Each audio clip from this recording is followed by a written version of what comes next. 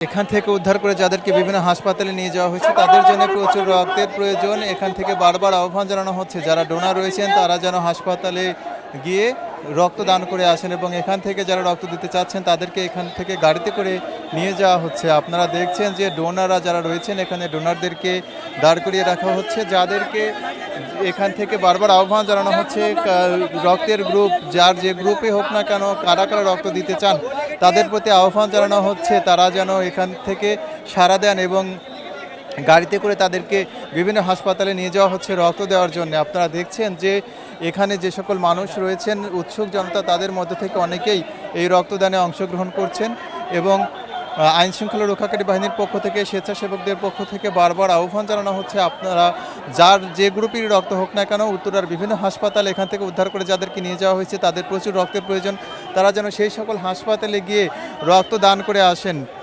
আপনারা দেখছেন যারা ব্লাড দিতে ইচ্ছুক তাদেরকে একপাশে দাঁড় করিয়ে রাখা হয়েছে, তাদেরকে গাড়িতে করে হাসপাতালে নিয়ে যাওয়া হবে। আইনশৃঙ্খলা রক্ষাকারী বাহিনীর পক্ষ থেকে গাড়ি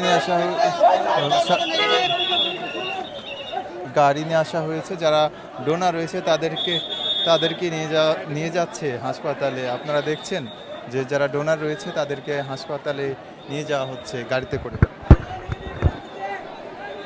বিভিন্ন গ্রুপের রক্ত প্রয়োজন, এখান থেকে বারবার আহ্বান জানানো হচ্ছে যারা ডোনার রয়েছে তারা যেন রক্ত দিতে বিভিন্ন হাসপাতালে যায়। আপনারা দেখছেন যে ডোনাররা গাড়িতে করে ডোনারদেরকে নিয়ে যাওয়া হচ্ছে হাসপাতালে।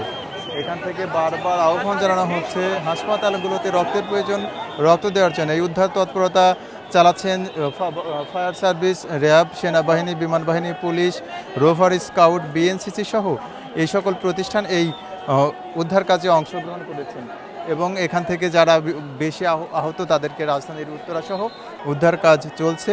ফায়ার সার্ভিসের পক্ষ থেকে এখন পর্যন্ত আনুষ্ঠানিকভাবে হতাহতের যে কত সংখ্যক হতাহত হয়েছে বা কত সংখ্যক মৃত্যুবরণ করেছে সেই সংখ্যাটি এখন পর্যন্ত জানানো হয়নি।